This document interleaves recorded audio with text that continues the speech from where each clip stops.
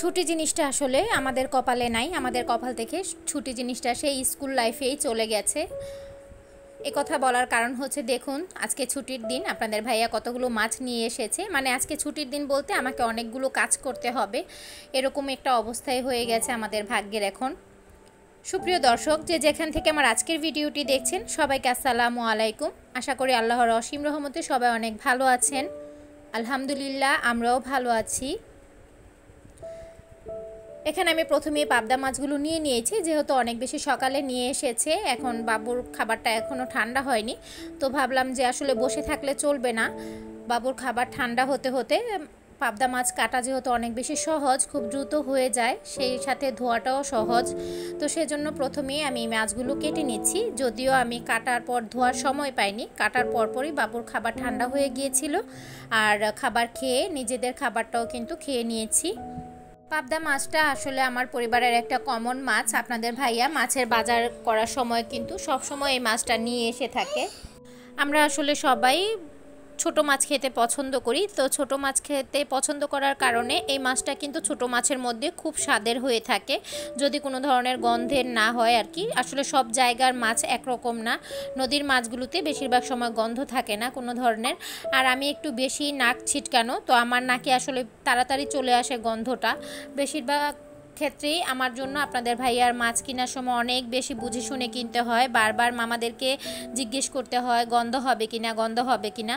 তারপরেও মাঝে মধ্যে যেটা আমার রিজিকে থাকে না, সেটার মধ্যে গন্ধ চলেই আসে, তো সে কারণে কিন্তু আমি আর সেই মাছগুলো খেতে পারি না।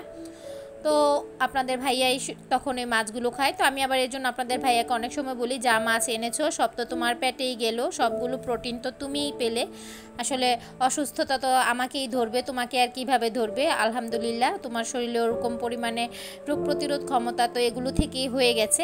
এগুলো আসলে বলে অনেক সময়ই আমরা ফান করি। তো আমার আসলে নিজের কারণেই নিজের রিজিক কম হয়ে যায়। আমি একটু নাক ছিটকিয়ে খাওয়ার কারণে আমি সব সময় সব মাছ খেতে পারি না, সব খাবারও খেতে পারি না। মানে অল্প খাই, কিন্তু খুব বেছে বেছে একেবারে খাই এরকম। তো এরপর আমি খাওয়া দাওয়া শেষ করে বাবুকে খাইয়ে তারপর চিংড়ি মাছগুলো কিন্তু ধুয়ে নিয়েছি। চিংড়িগুলো ধোয়ার পর তারপর আমি কেটেছি, আর এরপর এখন আমি পাবদা মাছগুলো ধুয়ে নিব। পাবদা মাছ অনেকেই দেখি যে উপরে যে কালো অংশটা থাকে, এই অংশটা কিন্তু ভালো করে ক্লিন করেন না বা ক্লিন করে না। আমাদের আশেপাশেও আমি অনেককে দেখেছি যে পাবদা মাছটা তারা ধোয়া বলতে এমনিতে লবণ দিয়ে ঝাঁকিয়ে ধুয়ে নেয়, সেটাকেই ধোয়া মনে করে, কিন্তু আসলে কিন্তু এরকম না। এটা থেকে প্রচুর পরিমাণে ময়লা ওঠে, একেবারে আলগা কালির মতো লাগে। আর শিং মাছ থেকে যেরকম ময়লাটা ওঠে ওরকম।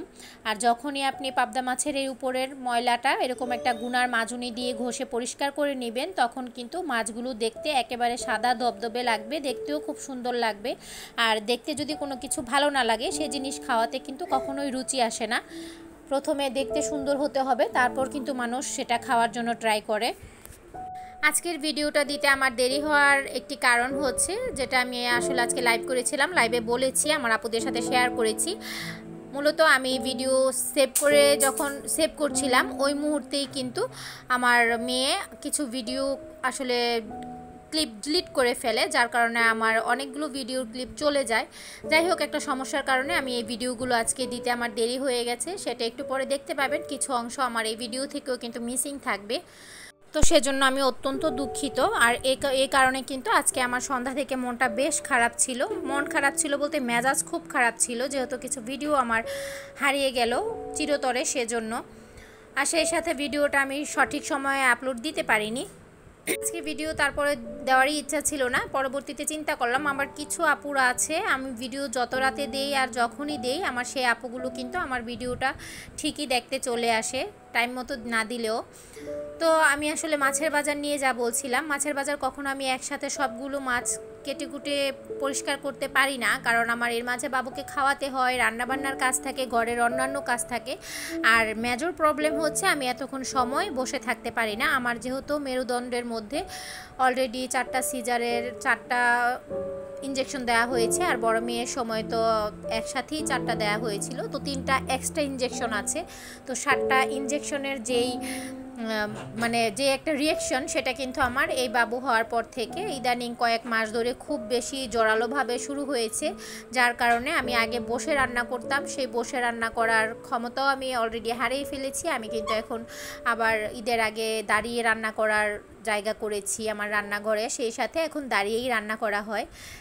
আর বসা কোনো কাজ কিন্তু আমি ওভাবে আসলে করতে পারি না, হয়তো বা 2, 4, 5, 10 মিনিট, এর বেশি বসতে গেলে আমার খুব বেশি কষ্ট হয়ে যায়, কারণ আমার এই সেই ইনজেকশনের জায়গাটা একেবারে জখম হয়ে আছে, এমন একটা অবস্থা যে আমি নিচু হয়ে অর্ধ নিচু হয়ে কোনো কিছু করতে পারি না, কিছু নিচু থেকে তুলতে পারি না, তখন আমি মা বলে চিৎকার করে উঠি। আমার এই জায়গার অবস্থা এরকম বর্তমানে। তো আমাকে অনেক আপুই কমেন্ট করেন বাচ্চা নেওয়ার ব্যাপারে, আমার ওই পিছনের যে ভিডিওগুলো আছে সেগুলো দেখে। আসলে এটা সবার শারীরিক অবস্থার উপর ডিপেন্ড করে, সেই সাথে আপনি কোন ডক্টর দেখাচ্ছেন সেই ডক্টরের উপরেও কিন্তু নির্ভর করে। আমি কিন্তু বেবি নেওয়ার আগেই ডক্টর দেখিয়েছিলাম, তো আলহামদুলিল্লাহ এবং কি আল্লাহর অশেষ রহমতে আমার সময়গুলো ভালো কেটেছে।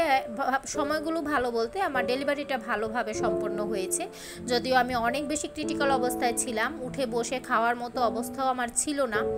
আর আমার থার্ড সিজারের পর 1 বছর শুধু সময় হয়েছিল, আমি কিন্তু আবার 1 বছর পরেই কনসিভ করি, তো সময়টা এখানে অনেক কম ছিল, গ্যাপটা অনেক কম হওয়ার কারণে আমার শরীরের উপরে কিন্তু একটু বেশি দখল চলে যায়।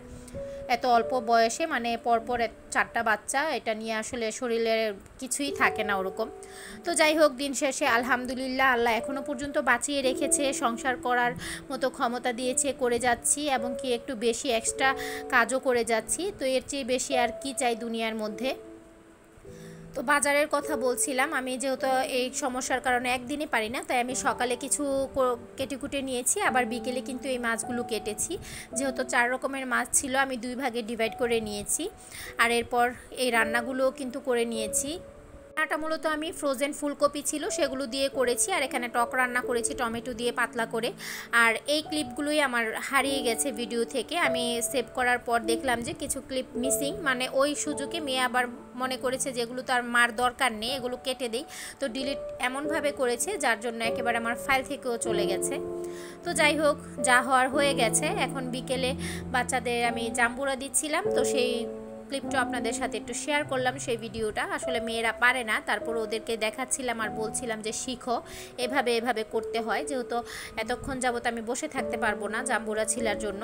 সেই সাথে মা কিন্তু এই জাম্বুরাগুলো দিয়েছে, উপর থেকে খোসা ছাড়িয়ে অলরেডি দিয়েছে, যাতে করে জায়গা কম লাগে আর ওজনেও কম হয়ে যায়, হালকা হয়ে যায়। সাথে তো সে আরও খাবার টাবার দিয়েছিল, সেজন্য এই সিজনের খাবারগুলো আমি আসলে 15 বছর যাবত বিয়ে হয়েছে, আপনাদের ভাইয়ার চেয়ে বেশি আমার মাই আমাকে খাইয়ে থাকে, মানে বাবার বাড়ি থেকে আমি খেয়ে থাকি। সিজনের ফলগুলো সবসময় খেয়াল করে আমার মা পাঠিয়ে থাকে।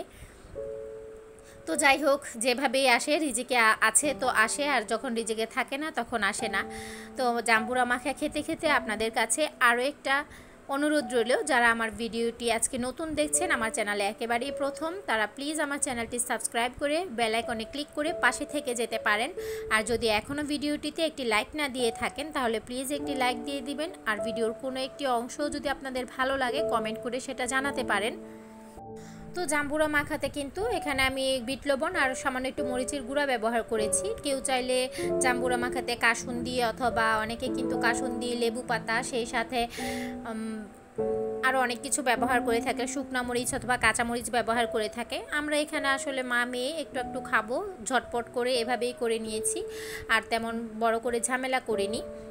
আর জাম্বুরাগুলো একটু টক ছিল, সেজন্য কিন্তু একটু তাড়াহুড়া করে এভাবে করে নিয়েছি। অনেক সময় তো শুধু লবণ দিয়ে মেখেও খেয়ে ফেলে বাচ্চারা, তো আজকে ভাবলাম মেয়েদেরকে একটু এভাবে মাখিয়ে দিই।